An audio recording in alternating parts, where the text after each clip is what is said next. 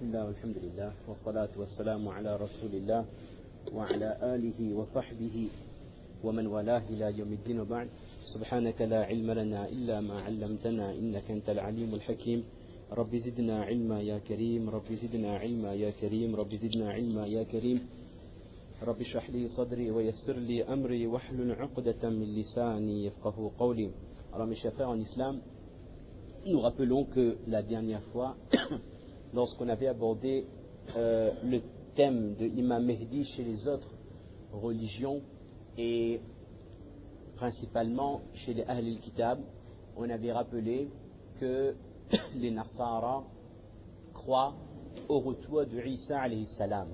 Mais il n'est pas précisé de manière claire dans le Injil, dans la Bible, qu'il y aurait une personne qui viendrait pour guider la Ummat avant la venue de l'Antéchrist. Par contre, les Nasara, les chrétiens, croient en la venue de l'Antéchrist, mais il n'y a rien, il n'y a pas de verset dans la Bible qui parle de la venue de Imam Mehdi.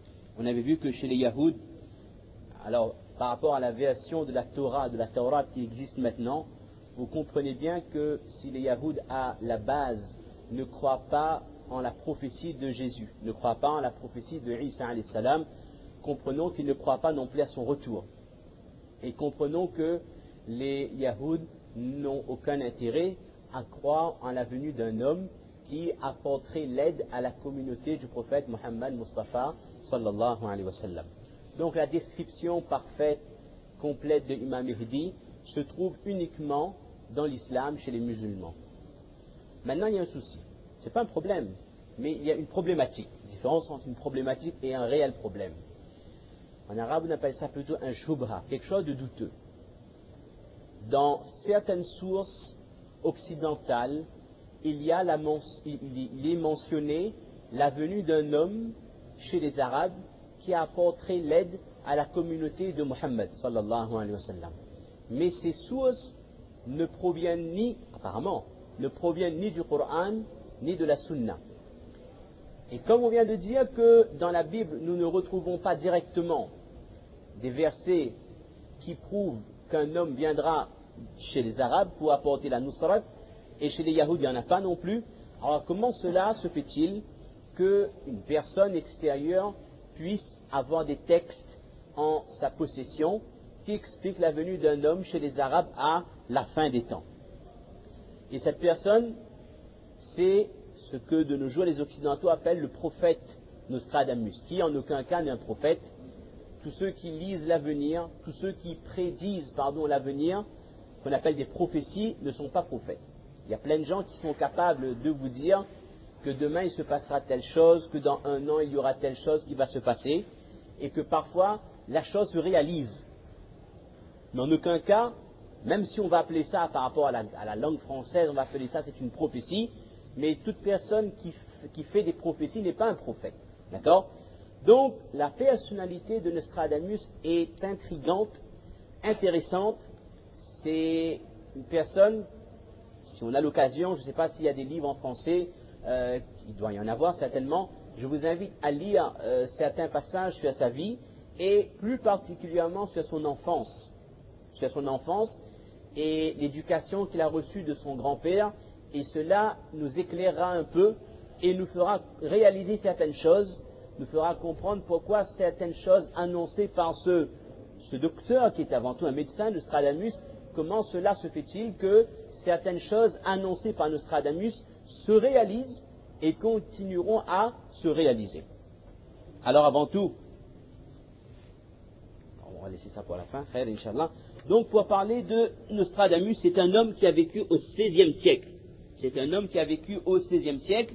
Il est donc né en France. Et donc, il a été élevé principalement par son grand-père. Et son grand-père était un commerçant de confession juive. Et c'était quelqu'un qui avait un certain savoir sur la religion juive. Alors, mais après quelques années, toute sa famille, la famille qui réside en France, ils ont quitté donc la religion juive pour se convertir au christianisme. Ils étaient devenus donc des catholiques. Alors maintenant, Nostradamus grandit et il apprend avec son grand-père particulièrement la langue latine, mais également l'hébreu. L'hébreu qui est la langue de la Torah et certaines versions de la Bible également sont écrites en hébreu. Et il apprend également l'astrologie. Nostradamus va trouver une passion pour l'astronomie. Et son grand-père, comme on vient de le dire, qui possédait des parchemins, des livres originaux sur l'islam, qu'on appelle en arabe des matbou'at, c'est-à-dire des livres qui ont été écrits à la main et qui n'ont jamais été imprimés. Son grand-père avait en sa possession des livres qui jusqu'à maintenant n'ont jamais été imprimés. Et comment est-ce qu'il a eu? C'était par héritage. On rappelle que nous au XVIe siècle, son grand-père avait eu par héritage à l'issue de certaines batailles, particulièrement la bataille des Tatars contre les musulmans, et entre autres la conquête de l'Irak qui a été faite à une certaine époque, où c'est un événement très connu, très raconté dans les livres d'histoire islamique bien sûr, où la grande bibliothèque de Bagdad a été donc dévidée, a été dévalisée, et les ennemis, donc ils ont pris tous les livres, les parchemins, les livres originaux qui à l'époque ne pouvaient pas être imprimés, et ils ont jeté dans les fleuves de l'Irak. Et dans le livre d'histoire, c'est écrit qu'il y avait tellement de koutoub, de livres qui ont été jetés dans ces fleuves, que la couleur de l'eau est devenue bleue, la couleur de l'encre. Tellement il y avait des koutoub qui ont été jetés. Et parmi ces livres, il y en a qui s'en sont appropriés, pour appeler ça voler, mais pour être plus correct, appropriés. Et donc, le grand-père de Nostradamus avait des livres sur l'islam, donc il possédait certains hadiths et autres choses, et donc il a transmis une partie de ce savoir à son petit-fils, donc à Nostradamus. Maintenant, Nostradamus grandit, il va faire des études de médecine. Il va faire des études de médecine et il est doué, il est extrêmement doué et il arrive à soigner les gens qui souffrent de la peste qui tuait des villages entiers au 15e, au 16e siècle. Et il a même un don, il a le don de trouver des remèdes, fabriquer, concocter des médicaments, et donc qui, par la grâce d'Allah, qui sont efficaces et beaucoup de gens retrouvent la santé. Et il a même autre chose, il arrive à soigner les gens par ce qu'on appelle imposition des mains. C'est quoi imposition des mains? C'est des gens qui disent qu'ils ont eu un don et donc ils touchent une personne malade par le contact de leur peau ou de leur corps avec l'autre personne, les énergies négatives, ou je ne sais pas comment ils appellent ça, les choses mauvaises quittent, la maladie quitte le corps de cette personne, la personne malade. Donc Nostradamus trouve certaines capacités en lui et il va exploiter ces capacités jusqu'à devenir célèbre pour soigner même des maladies incurables. Donc on va aller un peu plus vite, il va faire une tournée de la France métropolitaine bien sûr, et un jour donc en 1534, Nostradamus va se marier donc à une Française qui appartenait à un rang social beaucoup plus élevé que lui.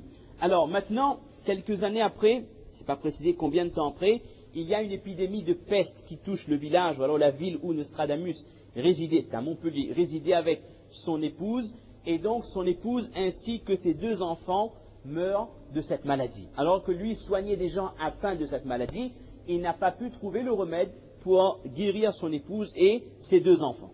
À partir de ce moment, il va y avoir un changement de la vie de Nostradamus, qui est déjà médecin à cette époque. Il va se mettre à soigner le côté spirituel des gens. Il va soigner l'âme des gens et il va abandonner la médecine. Alors donc, c'est à une époque où il y a ce qu'on appelle la chasse aux sorcières. Il y a on appelle ça mahakim al-tafiz, il y a le roi de l'époque, la reine, envoyait des gens à la recherche de personnes qui avaient des dons ou qui prétendaient pouvoir guérir les gens, et on voyait s'il ne s'agissait pas de la sorcellerie. Et à l'époque, les sorciers, les sorcières passaient sur le bûcher. À notre époque, c'est d'autres personnes qui passent sur le bûcher. Il suffit de conduire dans un état où apparemment la visibilité n'est pas correcte. Donc là, on passe sur le bûcher. Par contre, bon, sur Mitraillat al Masjid, c'est pas grand chose. C'est des choses qui arrivent, c'est des balles perdues. C'est peut-être l'époque où on vit, Wallahu musta'an. Donc, Nostradamus va fuir Montpellier, il va fuir différents endroits parce qu'on l'accuse maintenant de sorcellerie. Il va approfondir sa connaissance en astrologie et il va écrire son premier livre en 1554. Alors, on va aller un peu plus vite. Nostradamus va être connu par la reine Catherine de... Catherine de Ribéry, Catherine de Médicis, Catherine de Médicis, d'accord? Dans l'histoire de France, on est quand même français, cette culture, il faut garder. Donc, la reine est séduite par les dons de... En général, c'est les femmes qui sont plus faibles de ce genre de donc quand on entend les grands Moïse et là ils soignent ou des trucs comme ça, c'est toujours les femmes qui veulent aller voir en premier, que peut-être j'ai quelque chose, c'est sûr qu'il y a une manière de se faire soigner, autre chose. En général, les femmes ont plus de faiblesse que les hommes dans tout ce qui est un peu surnaturel, tout ce qui sort de l'ordinaire. Et donc Catherine de Médicis va se rapprocher de Nostradamus, elle va honorer cette personne, elle va le prendre un peu plus proche d'elle, etc., etc. Mais arrivé à une certaine époque, Nostradamus va être contraint de quitter la reine et de quitter les villes connues parce qu'il est recherché pour sorcellerie.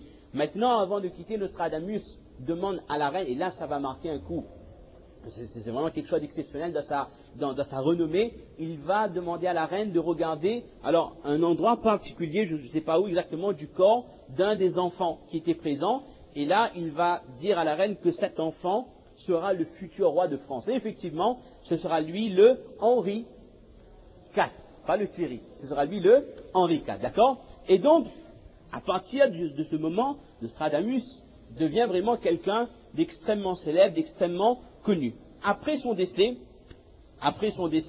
il y a des gens qui vont se mettre à faire, le terme est exact, le tafsir, on pourrait dire, voilà plutôt les commentaires des prédictions de Nostradamus. Il faut savoir que Nostradamus écrit toujours par prose. C'est des vers, V-E-R-S, de 4 couplets, qu'on appelle un quatrain. C'est pas 4-4-2, hein, c'est un quatrain. Vraiment le niveau, Allah Akbar, tant en histoire, en poésie, en littérature, il vaut mieux plus nous poser de questions, on va être déçus. Donc, il écrit en quatrain. Et les prophéties de Nostradamus sont très compliquées à lire, extrêmement compliquées. Une personne, surtout avec notre niveau de langue française, c'est difficile. En fait, ce sont là des messages codés. Parce qu'il ne peut pas dire clairement ce qui va se passer, que telle époque il y aura telle chose, parce que là on va l'accuser, il y aura les preuves.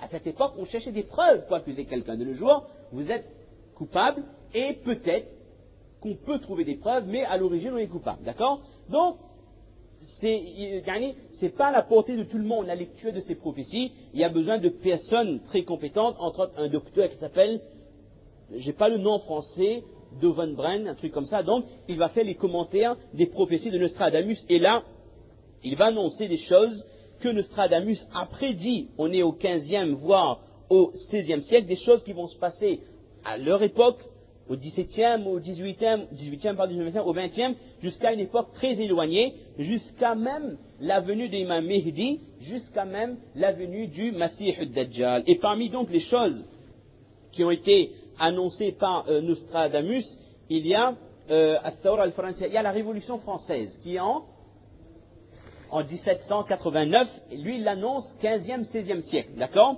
Il a également annoncé la révolution en Russie, ça je sais pas c'est quand, également la venue d'un homme, Napoléon, la venue d'une autre personnalité, Hitler, la première guerre mondiale, la deuxième guerre mondiale, et même éventuellement une troisième, c'est-à-dire un chaos à la fin des temps qui va changer le cours de l'histoire. Et entre autres, la venue d'un homme chez les Arabes qui va redonner l'honneur aux descendants, aux gens qui suivent Muhammad sallallahu alayhi wa sallam. Et il y a, j'ai regardé une émission, un reportage sur Nostradamus hier, on parle d'un ouvrage de Nostradamus qui s'appelle le livre perdu. On appelle ça un livre, mais ce sont des dessins, ce sont des schémas, c'est un peu comme les hiéroglyphes chez les Égyptiens, mais ils ne pouvaient pas apparemment dire explicitement ce qui allait se passer, mais c'est par des croquis qu'il annonce certains événements qui vont avoir lieu, mais ça c'est vraiment à la fin des temps. Et dans les commentaires de cette émission, les commentaires de ces croquis, il y a à peu près une dizaine d'images, ils annoncent à une époque où il y aura un alignement des galaxies. L'image montre les galaxies qui sont alignées, et apparemment c'est un phénomène qui se passe une fois tous les 26 000 ans. Et les historiens disent que la dernière fois qu'il y a eu un tel alignement, il y a eu la disparition de beaucoup d'espèces animales. Également, il annonce à une époque la venue d'un pic solaire, c'est-à-dire un moment où le soleil sera tellement fort que des créatures vont mourir, il y aura des catastrophes sur la Terre par rapport au soleil. Et donc les scientifiques l'interprètent, enfin scientifiques, ceux qui croient en ces prophéties, l'interprètent comme le réchauffement climatique. Il a également annoncé la venue à la fin des temps de 3 éclipses spéciales. Un éclipse solaire qui va provoquer d'énormes catastrophes sur cette terre. Également une éclipse, je vous dis ce que j'ai vu hier, mais je ne maîtrise pas ces termes. Vénus qui va s'aligner devant le Soleil, et également une éclipse du Soleil et du centre de la galaxie. Apparemment, ces trois éclipses vont provoquer un